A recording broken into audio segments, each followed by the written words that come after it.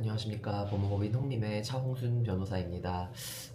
오늘은 제가 진행했던 사건 중에 가장 부담감을 느꼈던 사건에 대해서 하나 소개를 드리려고 합니다.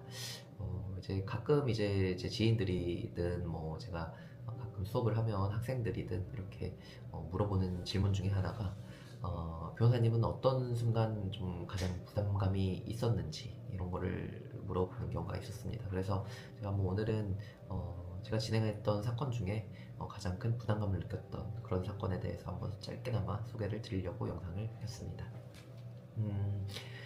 제가 최근에 그 아동청소년 성범죄에 관한 법률 위반으로 이제 재판을 받게 되신 분이 있었습니다. 아동 청소년인 사람과 이제 성관계를 했다는 건데 이제 폭행 또는 협박을 사용했다라고 해서 강간죄로 재판을 받으신 분이거든요. 이 사건은 제가 의뢰인을 경찰 수사 단계에서부터 재판 단계 끝까지 제가 변호를 했던 사안입니다.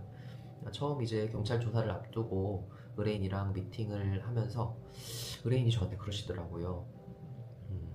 변호사님은 동굴 속에 있는 본인에게 한 줄기 빛과 같다 이런 말씀을 하시는 거예요.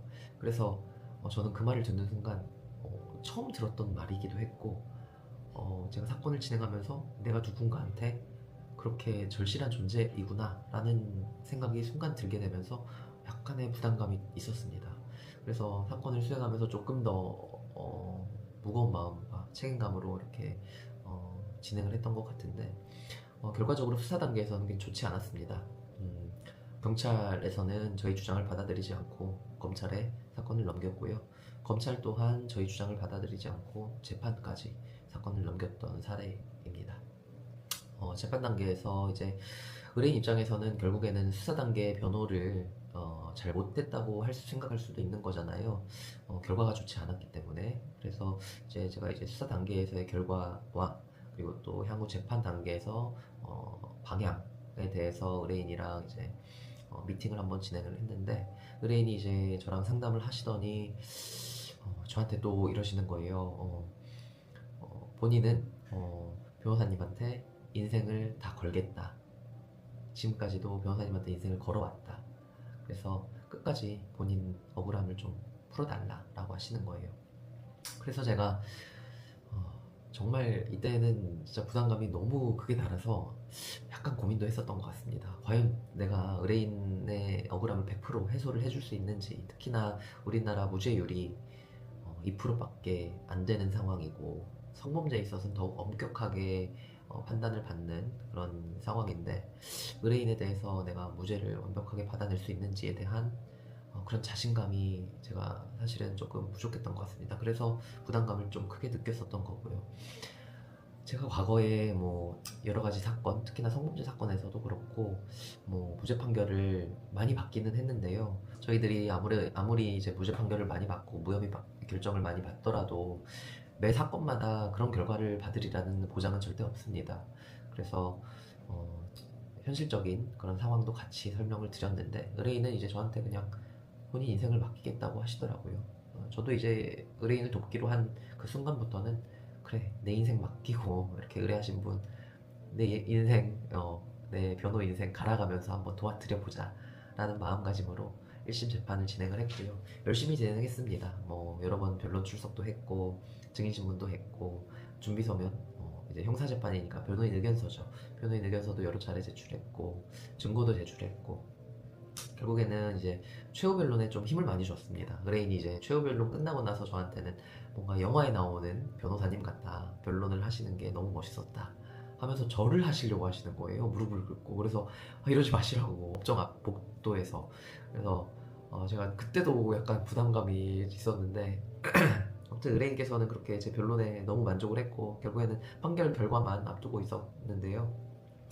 판결 결과 이제 판결 선고기일엔 보통 변호사는 따로 출석하지 않는데 이 사건은 제가 특별히 한번 같이 출석을 해서 선고도 같이 듣고 의뢰인의 이제 만일에 모르는 사태 실형에 대비해서 제가 이제 의뢰인 가족분들의 연락처도 받아놓고 그 순간에도 이제 의뢰인은 닭똥 같은 눈물을 흘리시는 거예요. 제가 이제 무거운 마음이지만 할 일은 해야 되니까 그래서 이제 결국에 그렇게 얘기 나누고 판결 선고까지 받게 됐는데, 이제 판결 주문을 낭독하는 재판장님 얘기를 들으면서 이제 느낌이 오는 거죠. 아, 이건 무죄다 라고 했을 때 그 순간부터 이제 제 눈에서 눈물이 나더라고요. 의뢰인도 이제 어느 순간 좀 무죄가 나올 것 같다 싶으니까 엉엉 울기 시작했고요. 그래서 저희 둘은 법정 안에서 서로 울면서 이제 서로 잘했다, 네, 그러면서 이제 사건을 좋게 마무리했던 기억이 있습니다.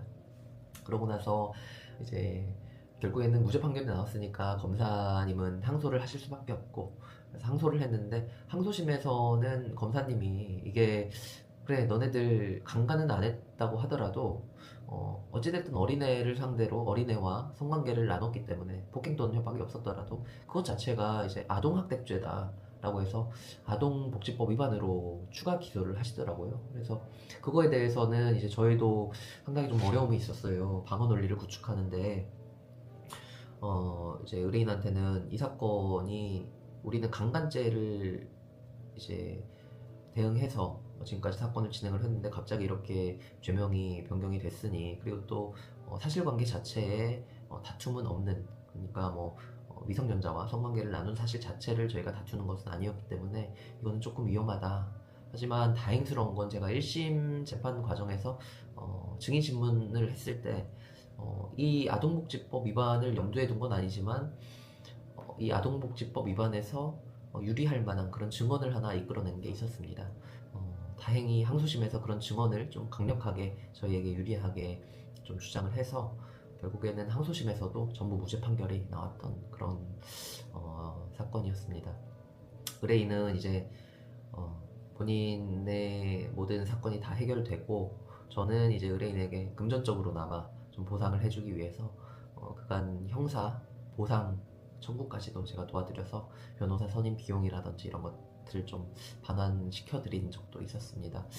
이 사건 수행하면서 제가 이제 여러 건 무죄도 받고 무혐의도 받고 그랬지만, 특히나 이 사건에서는 의뢰인께서 저에게 아주 큰 부담감을 주는 멘트들을 여러 번 하셔가지고 제가 항상 무거운 마음으로 사건을 수행했던 기억이 있습니다.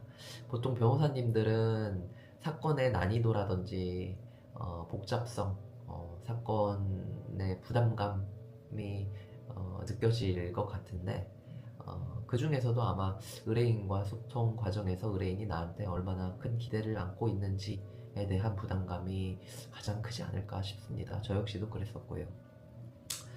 예, 아무튼 오늘은 이렇게 짧게나마 제가 진행했던 사건 중에 가장 좀 부담감을 느끼면서 진행했던 그런 사례 하나를 설명을 드렸습니다.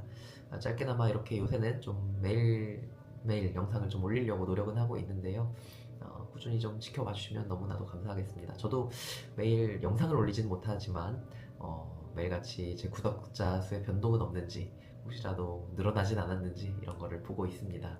그래서 앞으로 100명의 구독자를 달성할 때까지 더욱더 정진하면서 영상을 촬영해 보도록 하겠습니다. 짧은 영상 지켜봐 주셔서 감사합니다.